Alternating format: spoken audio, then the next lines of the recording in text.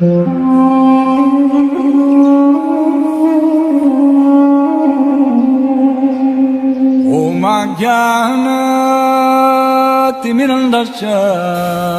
I am stressing. तो आज today's 26th April, तो 26 अप्रैल 1974, तो तिरुपति में ये डिस्कशन चल रही है, रूम डिस्कशन। प्रभुपाद जी बात कर रहे हैं अपने डिवोटीज़ के साथ कि तिरुपति में अनेक पहाड़ियाँ हैं। दूर से वे आपको स्पष्ट दिखाई नहीं देती, वे बादलों जैसी धुंधली दिखाई देती हैं। हम देखते थे ना जब लॉकडाउन में, तो हमें पहाड़ियाँ दिखने लग पड़ी थी, लेकिन कि यहाँ पे प्रभुपाद लिख रहे हैं कि पहाड़ियाँ स्पष्ट दिखाई नहीं देती, दूर से हमें धुंधली दिखाई देती है, जैसे बादलों से ढकी होती है। किंतु यदि आप थोड़ा आगे जाएंगे, पहाड़ियों के नज़दीक वाली साइड की ओर जाएंगे, तो वही पहाड़ियाँ आपको साफ साफ दिखाई देनी शुरू हो जाएगी और हरी भरी दिखाई देंगी। लगेगा कि वहाँ पे ग्रीनरी है, पेड़ पौधे हैं। और यदि आप उसी पहाड़ी के ऊपर चले जाएंगे तो आपको वहाँ अनेक पशु, मनुष्य, घर, पेड़ पौधे मिलेंगे। वस्तु वही है, दूर से देख रहे थे कुछ और लग रही थी, लेकिन जैसे पास चले गए, बिल्कुल उसके ऊपर ही चले गए, फिर वो हमें उसका जो है वास्तविक जो रूप है फिर वो दिखाई देता है, सही रूप, स्पष्ट रूप दिखाई देता है।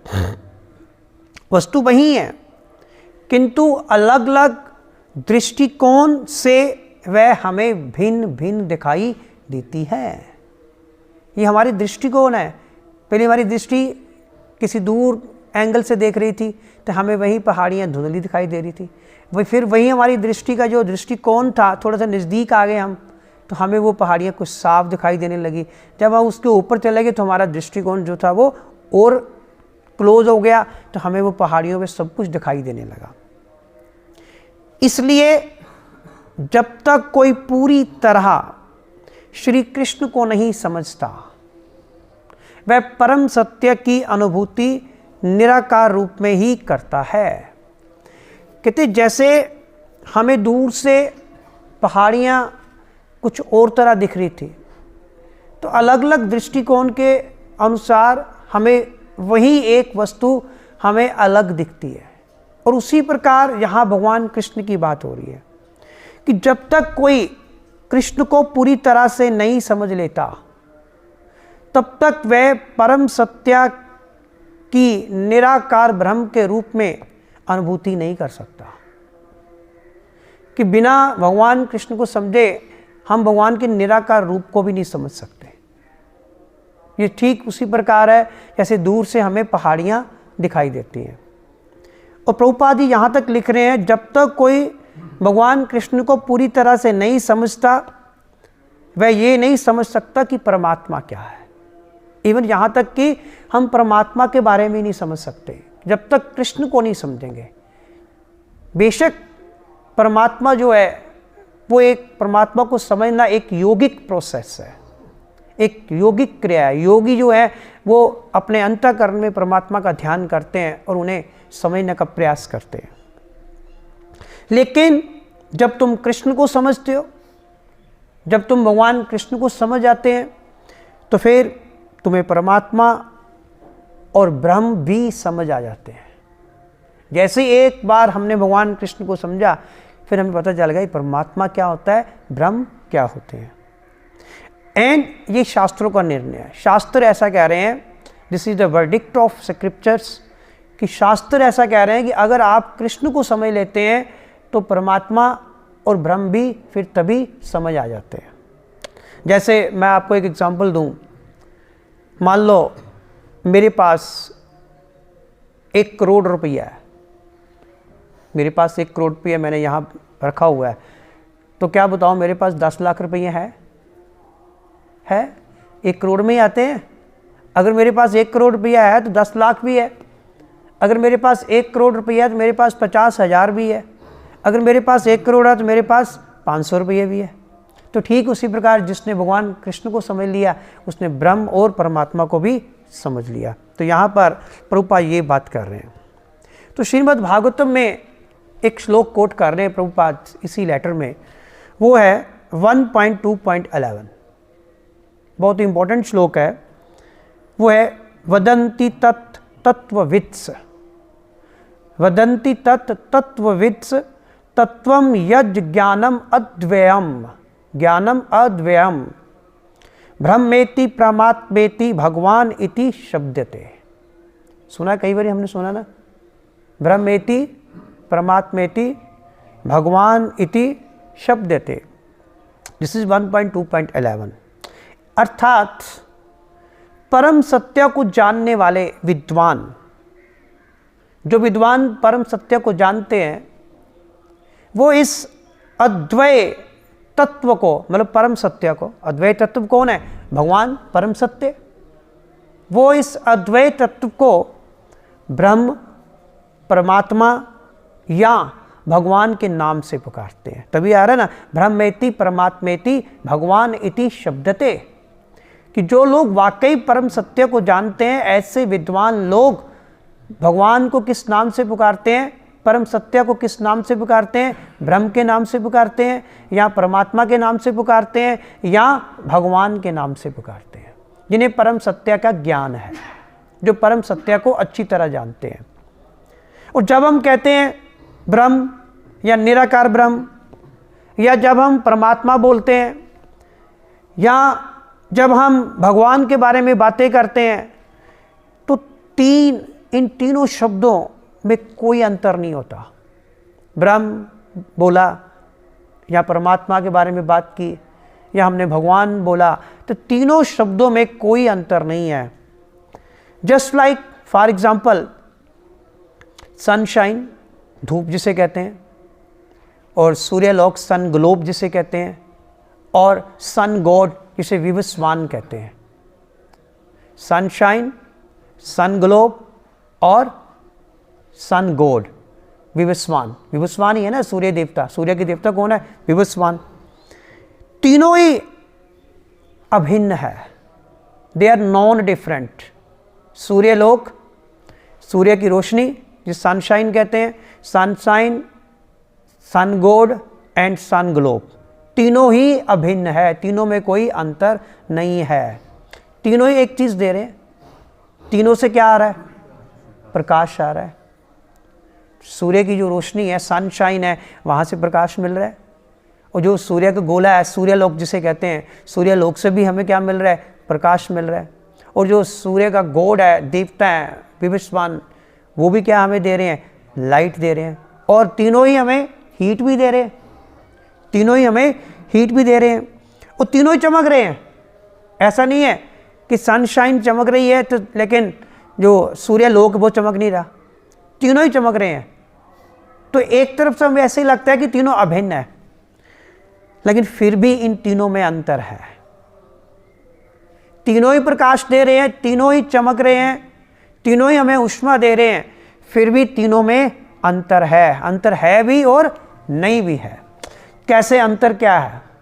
मैं कहता हूं तीनों में अंतर है, तो वो अंतर क्या है? क्या अंतर है? मान लो I am sitting under the sunshine, मैं सनशाइन के नीचे खड़ा हूं, तो क्या इसका मतलब मैं सूर्यलोक में खड़ा हूं?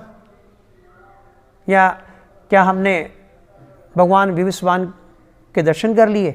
बताइए। नहीं, फर्क है। फर्क आ गया कि नहीं? If I am sitting under the sunshine, it doesn't mean कि मैं सूर्यलोक में चला गया। इसका मतलब अंतर है। और अंतर क्या?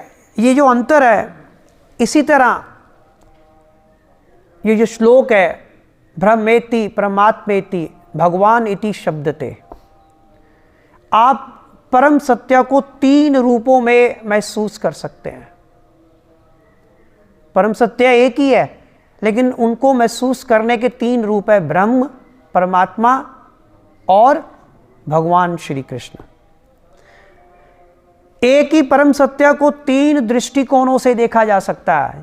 दृष्टिकोणों की तो बात हुई ना, कि जब हम दूर से देख रहे थे पहाड़ियाँ हमें बादलों से ढकी हुई धुंधली दिखाई देती थी, थोड़ा सा पास गए हमारा दृष्टिकोण बदला, वहीं पहाड़ियाँ हमें हरी भरी दिखाई देने लगी, फिर हमारा दृष्टिकोण बदला, फिर वहीं पहाड़ियों पे हमें क्या दिखने लगे, मनुष्य, घर, जीव जंतु, पेड़ पौधे। कहते दृष्टिकोण के बदलने से हमें चीज़ जो है वही चीज़ हमें अलग तरह से दिखाई देती है। सिर्फ फर्क किसका है? हमारे दृष्टिकोण का। भगवान वही है, परम सत्य वही है, लेकिन हमारा दृष्टिकोण कभी उन्हें ब्रह्म के रूप में देखता है, हमारा दृष्टिकोण कभी उन्हें परमात्मा के रूप में महसूस करता है, वही हमारा दृष्टिकोण कभी उन्हें भगवान के रूप में महसूस करता है, लेकिन दृष्टिकोण वही है। एक्चुअली हमारा पर्पस क्या है? हम चाहते क्या है? We want to know about the absolute truth. हम तो एब्सोल्यूट परम सत्य को जानने चाहते हैं। और कृष्णा कौन है? कृष्णा जो है वो भगवान है, और भगवान ही परम सत्य है। जो एब्सोल्यूट ट्रूथ क्या है? वो भगवान है। So Krishna is the absolute truth. तो यहाँ पे प्रभुपाद जी ये बता रहे हैं, और यहाँ पे एक चीज़ और कोट कर रहे हैं प्रभुपाद, ब्राह्मणों अहम प्रतिष्ठा, ब्राह्मणों अहम प्रतिष्ठा। भगवान भगवद गीता में कह रहे हैं कि निराकार जो ब्रह्म है वो कहाँ पर स्थित है? मुझ में स्थित है। कि जो निराकार ब्रह्म भी है, भगवान कृष्ण कह रहे हैं वो मुझ में स्थित है। जस्ट लाइक सनशाइन, जैसे सूर्य की रोशनी जो है, सूर्य की जो चमक है वो कहाँ स्थित है? भगवान विवस्वान में। वो सनशाइन कहाँ से आ रही है? जो सूर्य का प्रकाश है वो सारे ब्रह्मांड में व्याप्त है, सारे ब्रह्मांड में, लेकिन कहाँ से आ रहा है? सूर्यदेव विवस्वान। एंड सूर्यदेव विवस्वान कौन है? सूर्य नारायण। जिसका मतलब है कि जो सूर्य की रोशनी है, जो सनशाइन है, वो कहाँ से आ रहा है? भगवान कृष्ण से आ रहा है। एब्सोल्यूट ट्रुथ कौन हुआ? भगवान श्री कृष्ण हुए। तो अगर इवन श्रीमद् ब्रह्म संहिता में भी कहा गया है, श्लोक है ना 5.40, जिसमें भगवान कृष्ण कह रहे हैं, सूर्य के बारे में बात कर रहे हैं कि सूर्य की रोशनी कहाँ से आ रही है? भगवान कृष्ण से ही आ रही है।